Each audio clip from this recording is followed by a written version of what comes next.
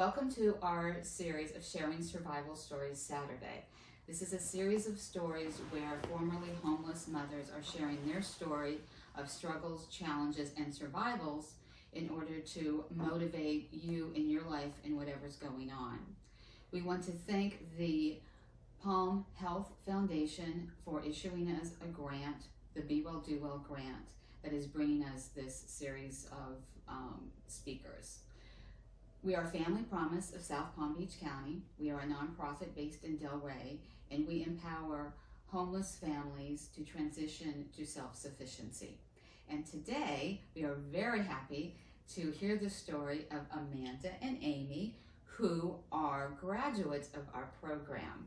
This was a few years ago when they were in our program, and now we're fast forwarding to see what's happened in their life, where they are, and some advice. Though at the end, I'll give you some advice to you all. Okay? So welcome. Okay. So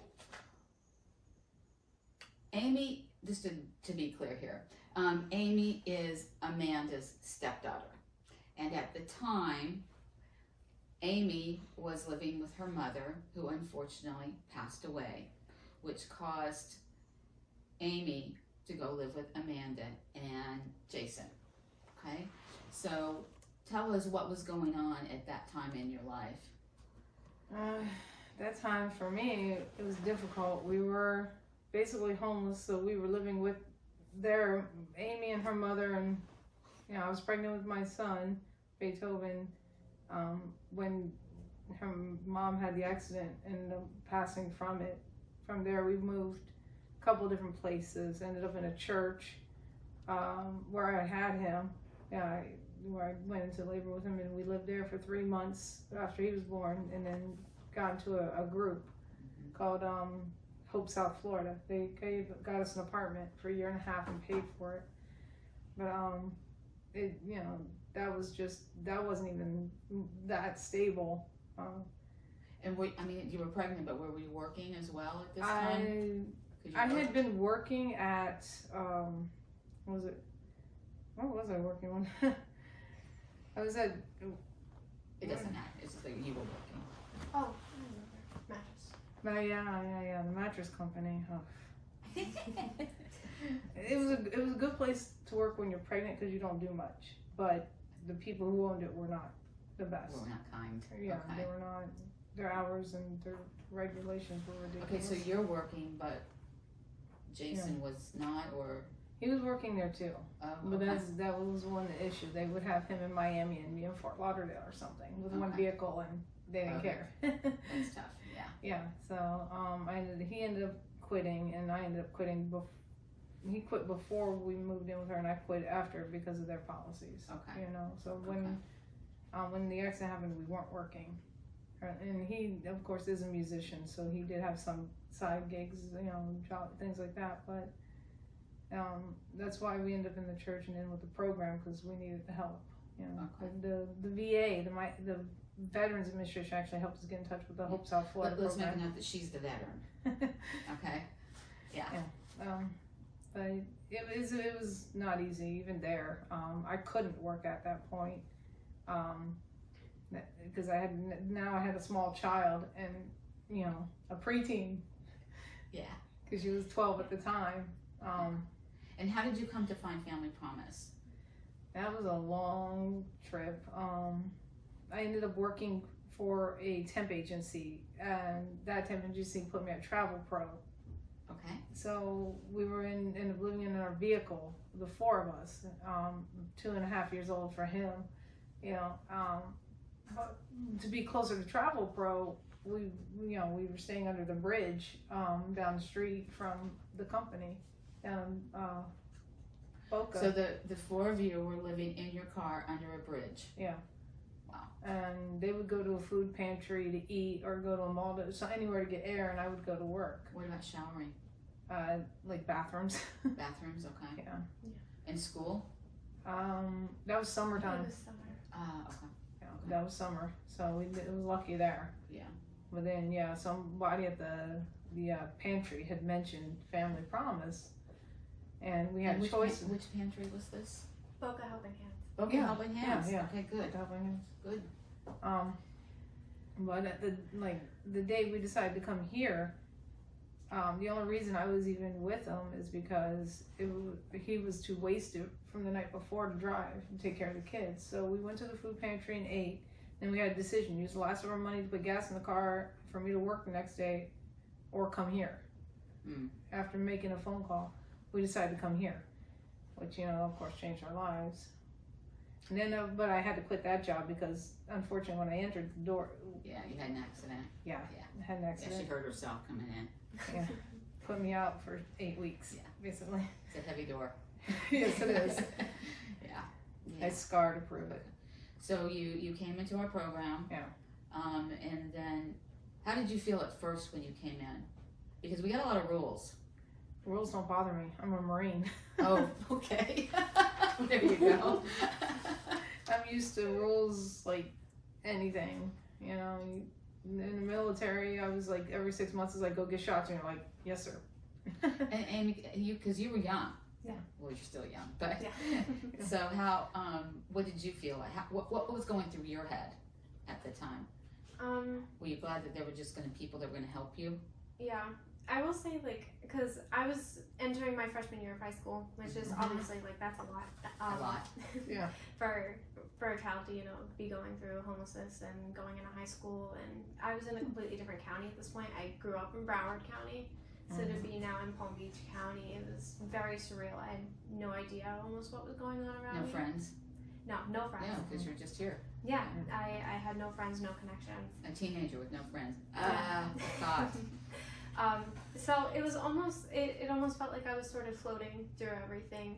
But something that always did make it better, I will say, is it felt like throughout the day I'd float through school, I'd float through whatever, and then when I would come home, when I would go to the 260 house, I constantly do these little puzzles at the 260 house, and all the volunteers adored me for doing this. Yeah. And so I really got to spend some one-on-one connection time with the volunteers, which is sort of one of the things that brought me back down to okay, this is sort of the things that are going on around me. It was very surreal. But I was very happy to no longer be living under a bridge, because when she was at work, we were going to malls and just walking around for hours just to sit in air conditioning, or we would go to the beach just to be out and just to look normal and have some normalcy. Well, you had in our program, you've got beds to sleep in. Yep. You've got showers. Yep. You've got food. You've got people to talk to. Yep. You have people that really care about you. Yeah. And people that want to help you, and that's their only motivation is to help you. Yeah. Okay, so you were in the program for how long were you guys in the program? We were 2 months. 2 months. Okay. It was only 2. Okay, and then you what were some of the things that you learned while you were in the program? I learned a lot more, I guess, about myself and making really close connections and leaning on the people around me. I made a really close friendship with another girl who was, I think, a few years older than me in the program, and she ended up being my best friend throughout the program, and then thereafter we still talk and everything. And it really helped create a foundation, a support system around me that I needed, being in a completely different place. And then if this isn't too personal for you, Amie, you had just lost your mother. Yeah. So you're going through, you're a teenager, a new school, kind of a new family unit. Yeah. How did you deal with that? Again, just very reliant on the people around me. I was going through a lot. It was very hard, especially mentally. It was very hard having an understanding of everything. When my mom passed, it did not hit. It didn't. My mom didn't pass away. It was very much everything around me felt like almost it wasn't happening. Well, one thing that did not help her is she could not go to the funeral. Yeah. She wasn't able to see her mom. Why? Yeah. If you don't mind me The asking. stepdad.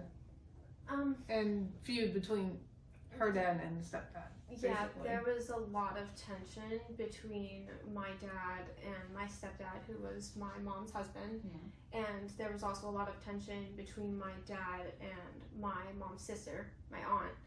And there was just a lot of tension between everyone, where what do we do You know, do we bury her? Do we cremate her? Do we have a memorial? Do we have a funeral? And there was just so much tension where one person just up and went, this is what we're going to do. And they did it. They made the decision to cremate her. So I never got to see her. Because even when she first got into her accident, when we first went to the hospital that night, the doctors were arguing over whether or not to let me see her because they were scared that I was too young. So I never got to see her. I never got to. Wow, it's hard to have closure. Well, Yeah, and very much. it was very hard because she actually has 2 other half siblings that are younger, just over him, and one was only 2 at the time. Yeah. So And so not only did I lose my mom, I lost them because they stayed with my grandparents. So I pretty much had my whole family unit ripped away and placed into a new one. Yep. Okay, so you're back in the program, right? So you are getting to the point where you're going to graduate, right? And so where did you guys go after that? Adopt a family, like where they have some townhouses. They put us in one of those. Okay. You know, because we had the 2 kids, and they're a program where if you got kids in school, then and you follow the rules, of course, you can stay there until the kids graduate. Nice. But once we got that kind of stability, things really started to unravel. Okay, so share with us what happened. Well, being her dad, being a musician and stuff, and an alcoholic, and you know, addicted to weed, alcohol, cigarettes, and partying. The stability and not having to pay that much in money for rent, and at the time we also we have been collecting her death benefit SSI. He didn't care. He was out partying. And you're working. And you are working. And I was doing what I was at the day labor. Yeah. Okay. Doing day labor, but there's times when he was at home.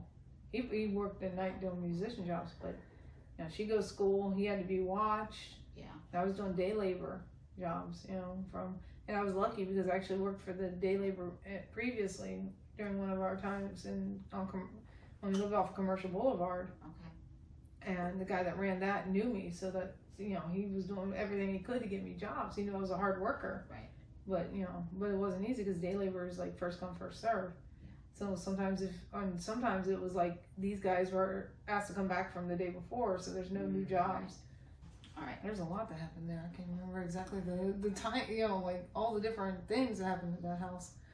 It was like right after my birthday, and because I had gotten a car. Also, while we were in the program, like right after we got in the program, I got a car given to us by 1-800 Charity Cars and Progressive through a program for veterans. Right. Me and one other family, the one her friend was in, both got cars because we were the only ones to fill out the essay. Right. So we'd already been in the house by the time all those things really started to unravel. He was wanting partying more. Then he took my money from day labor and went out and partied. And when he came home, he was wasted. I went to my vehicle and I found like flowers and a shirt in my trunk. So, things started unraveling then. But Flowers? Yeah, for someone else. And a female shirt? Yeah. Not yours. No. Okay. So then, things started unraveling like really bad then. I was staying away from him, avoiding him. And then the day labor job, I had met somebody and I talked to him and was telling him my story. He recommended me to someone. That was like March, April, and then June, the person the person talked to hired me full time for construction work in kitchen and bathroom cabinets. Nice. Yeah. But also around that same time, he came home drunk one time and was like bad, wasted, and he was trying to force me to kiss him. And when I refused, he punched me in the head. He started punching me in the head. And when I got away, he tried chasing me, but he ended up falling down the stairs. But at the time, again, he was taking my money, her money, any money he got from playing, and just getting wasted. We had nothing. When I left him, it took me until August to leave, come back here. He owed 2 months in rent, and our rent was $500. Wow. And a month. And her SSI loan was $800. There was no reason for him not to pay the rent. Yeah, he had it. Yeah. So that's just he didn't care. He never cared. From, you know, we ended up homeless because he didn't care. We lost the place we were in because the program couldn't afford, you know, couldn't keep us any longer. They were only supposed to pay a year. Yeah. The Hope South Florida was only supposed to pay, they paid a year and a half. Okay. But we never saved money. Right. Because I couldn't work during that time frame. Yeah. And I was walking 45 minutes to one food pantry and 45 minutes to another food pantry with a baby, making sure we had food, even though sometimes we didn't have electric, trying to cook on a grill, you know. And, his first birthday at the apartment, we had to go to IHOP and use a gift card and, you know, have a Sunday there for his first birthday. We couldn't even get him a cake and have a decent party for So at what point did you say, Jason, I'm out of here? And that was right after I found the shirt and stuff, but I couldn't leave right then. Yeah. But it wasn't until Family Promise said, we'll take you back and help you out, that I could actually get out. Yeah. And that was August. So from when I found that stuff in my vehicle till August, I couldn't even leave. And the bad part is in July, he almost wrecked my vehicle. He almost totaled it because he had driving his newest girlfriend around, and the tire blew, and he kept driving it. He messed up the tie rod, the rim, the bumper, and all that had to get fixed. And he was like leveraging her SSI to do it, borrowing money from someone else, then paid them back her entire money, you know, to fix the tie rod. And I had to pay for a new rim and tires, and I ended up paying for 2 tires, not new ones, used because the back tire decided to get a bubble in it. Wow. Yeah, and I've had to pay for new batteries on that car too, which shouldn't have, you know. So you left him. You came back into our program, and did you have Beethoven? Well, on the weekends I couldn't take okay. him. I was literally working in construction, going from Boca to Miami-Dade. Okay. I just never knew what day out, even the hours. Sometimes I worked sometimes 7 days a week. Yeah. So Amie, at this point, when she leaves, right, what's going on with you? At that point, he was trying to settle down with this one woman. Mm-hmm. Because I think afterwards he started going into almost a panic mode of like, I need to settle down. And so the lease was ending on that place because adopt a family, you know, they're behind on rent. Mm-hmm. We couldn't stay. And my birthday was coming up, and my family, like my aunt and mainly like my mom's side of the family, had put together some money because I really told them like I really want like a really special like birthday party. That's what I want. Mm-hmm. Like I just want to have a really good time with my friends and just like have a really nice birthday party. And my family put together a lot of money for, you know, people who don't have a lot of money. Yeah. And it was close to, I want to say, between $800 to $1,000. It wasn't crazy, but it's nice. It's a nice sum for a birthday yeah. party. For a birthday party, it was a good amount. And he's talking with this girl about, you know, okay, well, we have to move. Where are we gonna move? And they find this place, and I begged my dad. I wanted to stay in Delray. Mm-hmm. Like I wanted to move. We were in Lake Worth. I wanted to move into Delray. I needed to be closer to school. I wanted to be closer to friends, because, you know, that's how I really depended on was my friends.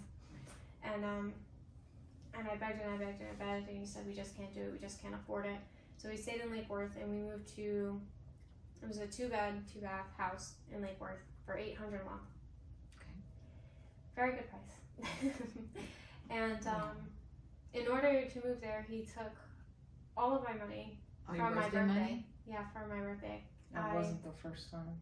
Yeah. After telling, you know, he even told my family personally, like, come on, like, you have to donate for her birthday, like, she really wants this, and then just took all the money and said, this is what we have to do, I can't do anything else, my hands are tied, we need to move, and took all my money and sunk it into first class security for the place in Lake Worth. And if I'm being honest, I don't remember ever really doing anything for that birthday. I didn't really get anything. Like I maybe got like some small items. I think I remember, like you guys, I don't even remember that. You guys like threw some stuff together, like to try to, you know, this is the best we can do. But overall, I didn't really get anything for my birthday. And so we moved to Lake Worth, and he kept trying to settle down with this lady. And it essentially, between the moving time, between adoptive family and moving there, he sort of spiraled out, and, you know, a lot of, you know, just partying and just drinking and smoking weed and getting drunk. And then there was just a lot of alcohol and a lot of abuse where he would just like black out and just not remember and not want to talk about, you know, what he did when he blacked out. And it was just really bad. It was just really bad, and it was just a really dark place to be, because he was going into a spiral without having Amanda for stability, because that's what Amanda was to him, stability, because she was more stable than he was ever going to be. Then I didn't get wasted. Yeah, Amanda didn't really drink. And without having that stability, he just completely spiraled and would just come home every single night and just be completely drunk and completely wasted. And I remember one night specifically, this is while we were at adoptive family. It was super late at night. He gets home and I'm in bed, and my bed is upstairs. There's 2 floors, and I just hear crashing and crashing and crashing. I come down halfway through the stairs so you can look over into the kitchen. There's a little peeking into there, and he's taking the plates out of the cupboards and he's flinging them like frisbees into the wall, so they hit the wall and then they crash on the floor, and they just crash everywhere. And I remember at that point, like, that was the point where, like, I really knew, like, I was just... How old were you? 15 to 16. 15 to 16, I couldn't tell you. But, I remember I started crying so much, because to me it was a representation of, like, we had gone through so much, like, homelessness, and then just fighting so much, like, to get anything that we had. And it was a representation of just taking what we earned and just chucking it out the wall and letting it. Yeah, just flinging it away. And I remember I was crying and crying and crying, and we ended up getting into a physical fight. And you know, it ended up really, really bad. And we got into a physical fight, and you know, I ended up with, like, I couldn't even tell you how much hair was ripped out by the next morning. Like, when I brushed my hair, I remember the next morning I was crying as I brushed my hair out, not because it, like, hurt really bad, but just because there's just so much pulling out of it. And knowing my dad, he doesn't like to talk about the things he does when he drinks, because he knows they're bad and he doesn't like to talk about them. And I remember I took all the hair and I left it in a nice little pile on the counter, and then I just went to school. And I came home and it was gone and nothing was said. And just from that point on, it was just continuous moments like that, just every month or 2 months of just, like, spiraling. So were you still at adoptive family at the time? Did you stay at adoptive family, or for a few more months? For a few more months, and then after that, we had moved with the money used for my birthday into moved to Lake Worth. Yeah. And then how long were you at Lake Worth? A year. And there was a lot of abuse between him and the woman he was with. She had a child. And brought her into the whole spiral. Yeah, and she was living with us. She was probably 8 years old. And Amanda, what were you doing at this time? You still? I was still working. Yeah. Okay. I was just in Hollywood. I was up, like, every weekend getting him. Yeah. Every weekend. Spending time with him, grabbing him, taking him with me. While you were guys that were Lake Worth at the K house, as I call it, K Street house, we had 2 incidents happen that he was completely neglectful. One, when you got hit by the car. Yeah, I got hit by a car by that. The school couldn't even reach him. They reached me, and I was in Private Island in Miami. And I got there to her school, took her to his house, and he wasn't even ready to take her to the hospital. That's when he had to call the pediatrician. When we get to the hospital and I drop them off, I go in. They don't do anything but x-rays. He did nothing the pediatrician recommended they do for her. She weighed 100 pounds of nothing. Yeah. And it may have been a tap, but still. That's a car, and It's a car. You get hit by a car, and you're 100 pounds. I know. I was a very tiny person. And I was the one more concerned. Yeah. And another time, he was puking and crying, and I was at the island. No, this work zone wasn't a place where you could just hop in your car and drive off of. First, you had to tell your boss, get your stuff together, put it away, go to the gate, ask them to call for the bus. Yeah. Get driven bus to the parking lot where you're parked. Hope you're not blocked in. Get out and then go. So it was like 30 minutes to 40 minutes just to even get off the island. So with this one, are you divorcing Jason, or had you guys Unfortunately, I still haven't been able to divorce him. Oh wow.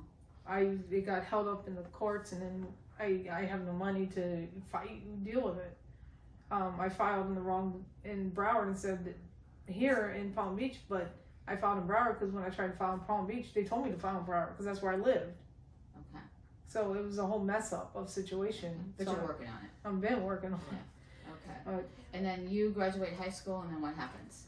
What do you do? You said when I graduated high school? Uh-huh. So when I graduated high school, my birthday was right around the corner from graduation. And when I graduated, there was a series of instances that had already had me like pretty much like I'm saving up my money as much as possible so I can remove myself from the situation. And I graduated, and there was a month or two we were in transitional housing. We were in a transitional housing program, and I believe we were the first to do transitional. We were the first family. Yeah. And we were in our second year of transitional because our first went very well, because what he would do is he would use the Social Security from my mom and exactly pay the rent, so it worked out perfectly. So he didn't really have to make any money in order to, sustain much. And when it came to the second year, I turned 18, and when I turned 18, the Social Security stopped. And I had warned him of this like a month before. Like I had done my research into like when is this gonna stop? When is the money gonna run out? Basically, and it's when I turn 18. And he said, no, it's through when you're in college. That's when it'll stop once you graduate college. And I turned 18, and then he's like, oh, I'm completely blindsided by the fact that the Social Security stopped, and he doesn't pay the rent, I believe, for like a month. Yeah. And then at that point, he knew I worked a minimum wage job. It was a horrible job. It was just a bare minimum, just anything I could do just to make money. Right. And it wasn't great. And it took me so long to save up just a couple thousand. I think I only saved up like $2,000. Wasn't much.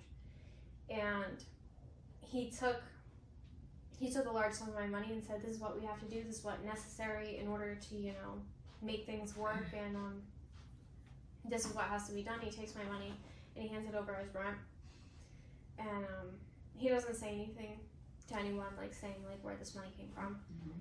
And basically they turn around a week later, and obviously it took them a month to get the rent, so next month's rent is due, and they say, okay, well, you got a week to pay the next rent. And we come home, and he basically tells me, well, you got to pay that. And I said, what are you talking about? I can't pay that. Like, I'm not paying every dime that I have because you were not prepared. I told you this. You don't really work. He was doing gigs, but I mean, gigs could run anywhere between $200 a week to like $600. It really depends. It's not a lot of money. Yeah. So we get towards the end of the week, and as it moves forward, I consistently told him, no, I'm not doing it. We get to the end of the week, and we get into this loud this heated barking match of like, I'm not doing it, and yes, you are. And I end up crying. He forces me to go to the bank, so he drives me over to the bank, forces me to pull the money out of my account. We come straight into Family Promise, and he hands over the money and says like, oh, this is her money. And the first question back is, why is this not your money? Why is this her money in my hands? And that was the point where I was already talking to my boyfriend at the time. We've been together for 3 years, and at the time, we had pretty much agreed that I can't stay. Right. I can say this isn't okay. And I get home straight after that, and I've already decided that I'm leaving. And he waits a couple hours, and he tells me, well, now that you're 18, you have responsibilities and you have bills and you have things that you need to do, and I am not going to require you to pay several $100s every month because you're 18 and you have bills and responsibilities now. These are your bills. And, you know, I told him I'm not going to do that. And it just ends as a disagreement, and I go into my room, and for the next week straight, I am packing profusely. I am packing faster than I can think. And my boyfriend's dad, unbelievably nice, and he let me stay there with them for a few months while we could, you know, sort things out. And, you know, I got, you know, a bit of help from Family Promise. I came to Jen and I told Jen, like, this was a really bad situation, and, you know, a lot has happened, and I couldn't stay. And Family Promise really helped. At least, like I didn't have any transportation. I don't have a car because my dad said, hey, the car is yours, but as soon as I left, no, the car's not yours, I'm keeping the car, you can't take it. So, like, I needed transportation, so we were able to get, like, bus passes so I could at least get to work and, like, stuff like that, and that was very helpful. And then after a few months, I was able to sustain, and I moved out onto my own apartment. And did you enter and you start going to college? Yeah, I didn't take a break even though everything that was going on. I was already in the application process for college when everything happened, you know, with the rent. And I got into college. I was still doing full-time classes, you know, and I was working a full-time job. I got a better job, and I pushed myself really, really hard. I got a better paying job, and I saved up as much as I possibly could, and I saved up and saved up and saved up. I got close anywhere between $8,000 to $10,000. Wow. I saved up. Yeah. Good for I you. worked my butt off. I worked really hard, and I saved up $8,000 to $10,000, and I got first class security, 2 months rent, and then I bought a whole bunch of furniture. And I moved into my own place. I had all my own furniture, and I was so proud. And I hear you recently got a new job. I do have. Tell us about that. I do have a new job. I've been unbelievably grateful. I was working still the job that I had when I first moved out, and I was grateful to be making more money, but I wasn't necessarily in a place I knew I needed to move forward. And I couldn't tell you the timing was just perfect. I get a message from Jennifer. It's Jennifer, by Jennifer the way, Raymond. is Jennifer Raymond, who is the executive director of Family Promise. So you get a call from Jen. I get a call from Jen, and she goes, hey, we might have this opportunity for you. You know, you'd have to come in for an interview, but I think, you know, this would be a really good opportunity for you to come in, and possibly we could see about you working for Family Promise. And I think you'd have, you know, a good perspective. And I come in and I do the interview, and I got a new job now at Family Promise. And did you start out as part-time? Probably for a few weeks, Right. a month, and after And you that, were so, and we were so impressed that you're full-time. I know, now I'm full time. Yeah, it's a good story. It's a good It is. story. And you, where are you these days? Security guard at Gulfstream Park. Okay, Yeah. and you're doing that because you got laid off from your cabinet hanging. Yep. Yeah, Yeah, because of COVID, right? No, that was because just jobs started going down. Like Okay. the demand, or whoever my boss chose to work with, it just didn't. Yeah. We weren't getting the jobs. Yeah. Because that job was actually better paying, but this is a good job. You know, Good. your security, you're stable. You know, Okay, so, health insurance. well, that's important. Yeah. So, Amanda, talk to the moms out there. What are you going to tell them? It's difficult. You know, actually, Beethoven came to live with me because of an incident with her dad, and it was a bad one. And it was one of those times where I wish I had some kind of parental ability to take her with me, because I couldn't. Right. You know, I had no way to, and you know, and it's difficult because I was still working in the construction at the time, and when it was literally right after your birthday. Right after Memorial, like, it was a whole weekend of craziness. Mother's Day, your birthday was coming up right after. And that week was bad because he ended up with ear infections. I missed a whole week of work because of that one incident, you know. Having to come get him and everything from his dad, because his dad they just had a bad out fight. So, Amanda, what I'm hearing from you is that, you know, life Life gives you lots of challenges and Yeah. struggles, but just keep moving forward. Keep Always. moving forward and do it for your Always. kids and do what's right. It may be difficult. It may be hard to find, say, a daycare. But, you know, do your research, because there's some out there. The first one I had him in was good. Their hours were amazing. Yeah. They worked with me when they knew I was coming from Dayland to Hollywood to get him. Yeah. You know, the one he's in now, this, you know, they work with me. They drop him off wherever I need to. I have a friend that if I can't get to him, they know my friend can. You know, Nice. and they're, you know, Nice. they're really, you know, there's people out there to help you. I have made some friends in the construction business. They helped me out when I was going through a difficult time trying to pay rent. Yeah. They actually raised some money for me. Nice. You know, I didn't ask them to. There are good people out Yeah. there. There are. There's help.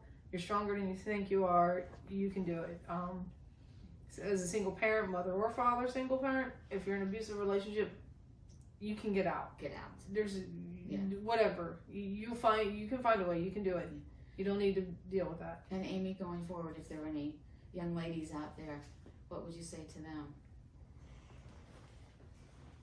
I'd say that it's really important to find a support system around you. There's always people around you who love and care about you, and you need to really acknowledge that, and acknowledge that it's okay to not be okay or to not be in a good situation, and to talk about it, and to rely on the people around you, because they're going to be what helps you get through things. Well, and as I said, the proof is in the pudding, because look at the two of you, right? Yeah. In connection that you guys have made. Yeah. So thank you, everyone. Thank you, Amie and Amanda. Thank you all for listening. Thank you.